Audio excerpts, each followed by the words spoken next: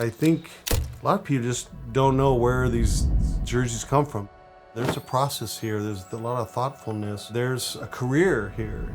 As a designer, I've talked about an anthropological dig where you just go to London, go to Paris, go to Dortmund, and you're just totally immersed in that world. Soccer's the one that's kind of just the closest to the heart. I played it, I designed it, and it's kind of part of my identity now, for better or worse.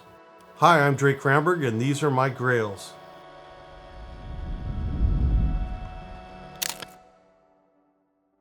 I grew up in the Portland area around like 75, 76, where soccer was really kind of coming into the U.S. with the NASL. The Timbers were in Portland, and I'd go to those games. And I started playing on a school team right then. I was able to play it pretty well. I got to play on the varsity team. I love the actual participation, but then the other side of it is the watching it, the rooting for your team, and those elements. I just always loved art and drawing from the very beginning. It was always kind of just a refuge and a place to go to kind of keep myself busy. And my brother and sister and I, we'd spend a lot of rainy winter days kind of just drawing. And you know, what did I draw? I drew football helmets, basketball players, and things like that. But the foundation was, yeah, all those years of just drawing athletes, the people that I loved to watch. You know, I loved to draw them as well. Just kind of like something that I was really good at, and you know, I got encouragement from my parents and also from teachers. So I just started taking more art classes. Eventually it led to Nike. I kind of think it was like my destiny to work for Nike. I'm wearing Nike Bruins. It was my first Nike basketball shoe. Nice. And you know, it was Nike right here in my backyard, and I was proud to wear their signature shoe at the time. Yeah. Yeah. Which one is the badge from when you got to Nike? This one was my first badge at Nike, issued in 1987.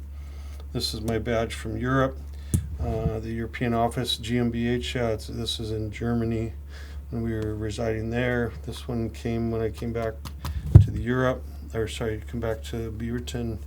And this is my most recent badge, pretty faded and worn out, but yeah, it served me good over the years.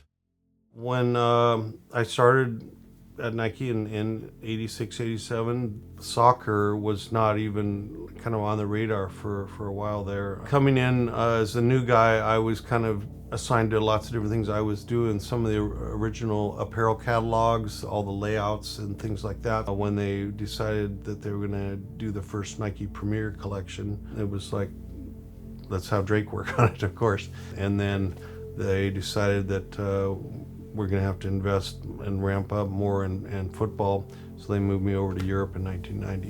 You know, at that time, we were this small brand compared to Umbro, Adidas, Puma, all these other brands that had been doing football for quite a while. And we were this kind of upstart, like, you know, these Americans, they don't know anything about football, right? Nike had Borussia Dortmund, had Lyon, and Paris Saint-Germain. Eventually, in 94, we signed Arsenal, and I fell in love with that club, and they're still my favorite club.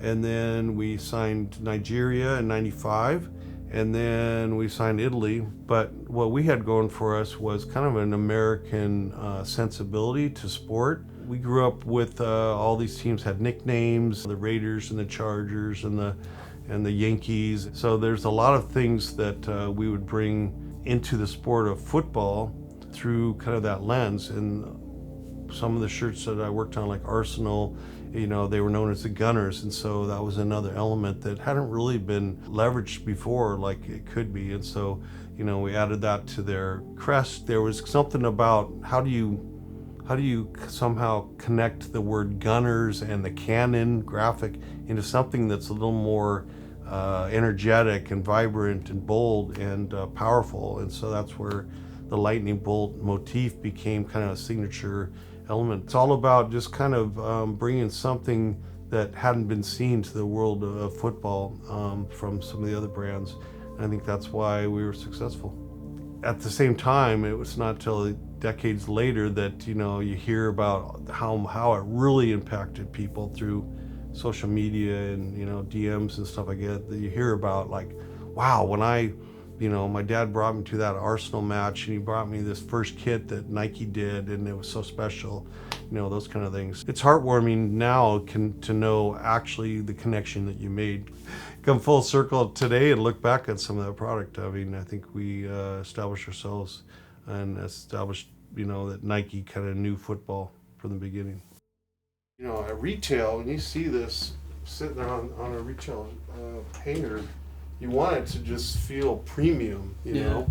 And so all these things, like a beautiful patch, the labels on the sleeves, embroidery on the back, the jacquard knit, you know, the jock tag, all of it just had to stand for premium, authenticity, and, you know, bang for your buck. So that's what we try to do always. Yeah, that's what I was gonna say. It's like a lot of these actually feel like, you know, pieces of art rather than, you know, just a jersey, right? Yeah. I'm basically kind of a pack rat when it comes to just not tossing stuff. I have stuff from, you know, my old high school newspapers and, you know, grades and report cards and that kind of stuff. I've decided to keep, you know, especially the soccer work I worked on. Some of the jerseys you see here and here, I've collected over time. And then just seems like the whole soccer culture blew up in the last 10 years. Soccer jerseys have just become such an important part of culture and the street. And so since my early days, I've started supplementing, let's say, my collection of jerseys by just buying ones that I worked on that I didn't have, or ones that are current day that I love. One of the things wasn't just to have them in the collection. I play football all the time at Nike, you know, several days a week. And so it was like, oh, here comes Ramberg. He's wearing, you know, that Dortmund shirt or whatever. And so I kind of, is like my reputation, but I'm like, I'm the type of collector. I'm not just put things in a box and like can't wear them. I'm like, they're meant to be worn, you know. And unfortunately, some of the flockings come off some that I better not put that through the dryer again. But yeah, I mean, it's like they should be out, and you should be proud to be wearing them, and not just for those people that happen to come by your house and they're sitting on a rack, right? June 9th, 1979. June 9th, 1979. That's the one. That's crazy. That's crazy. Never toss anything. From now on, this word the wise, never toss anything. Okay? It's going to be worth something to somebody someday. Probably to yourself. To yourself. Maybe. Yeah. Yeah, only to yourself. But that's all that matters, right? As you will see around my studio, I do a lot of paintings, commissions, portraits of people, and then all the soccer work and a lot of the design work I did at Nike. It kind of just gives me gratitude and a warm feeling knowing that my artwork, my design work has been out there and left a legacy, and after I'm long gone, people will still, you know, have these jerseys or have a commission I did for them. It just goes back to love, you know, they love something about that era, those products, those clubs, and so they want to just kind of still be a part of it. It's self-expression, and in some cases like a team expression or brand expression, but you know, it must just make you feel like you're contributing, you're giving back to society, you're giving something to culture.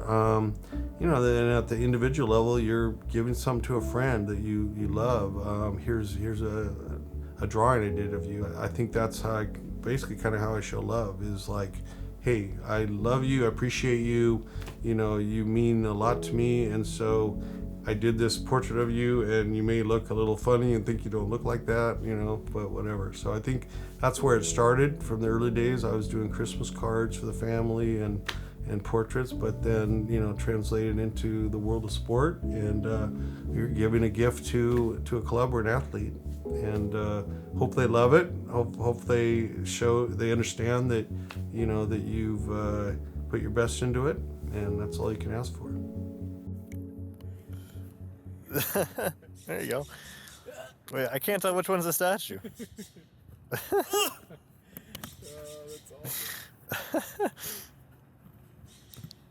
Just two dudes. That's so good. Right.